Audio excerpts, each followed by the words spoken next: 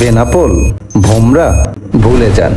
বাংলাদেশের বাণিজ্যের মানচিত্র পাল্টে দিতে আসছে নতুন এক গেম চেঞ্জার। চট্টগ্রাম বন্দর থেকে মাত্র 110 কিলোমিটার দূরে পাহাড় আর নদীর মাঝে তৈরি হচ্ছে এক অর্থনৈতিক করিডোর, নাম রামগড় স্থলবন্দর।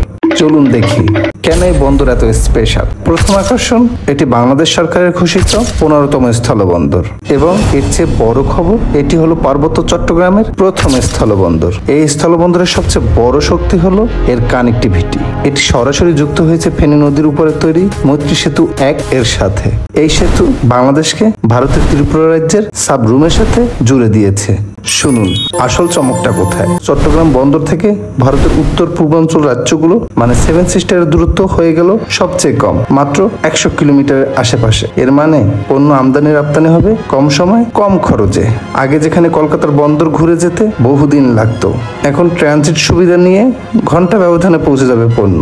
এটি একটি ট্রানজিট হাব হিসেবে আমাদের অর্থনীতিকে গুরুত্বপূর্ণ ভূমিকা রাখতে পারে। এই বন্দর শুধু বাণিজ্যিক নয়, অন্যান্য সুবিধাও যেমন ব্যবসা বাণিজ্য বৃদ্ধির সাথে সাথে বাড়বে পর্যটকদের আনাগোনা। রামগড় স্থলবন্দর হলো আধুনিক বাংলাদেশের বাণিজ্যের এক নতুন দরজা। এটি দেখিয়ে দেয় ভৌগোলিক অবস্থানকে কাজে লাগিয়ে আমরা কিভাবে দক্ষিণ এশিয়ার বাণিজ্য কেন্দ্র হিসেবে উঠতে পারি। সর্বশেষ কথা, দেশের নিরাপত্তা নিশ্চিত করেই এই বন্দরটি চালু করা উচিত।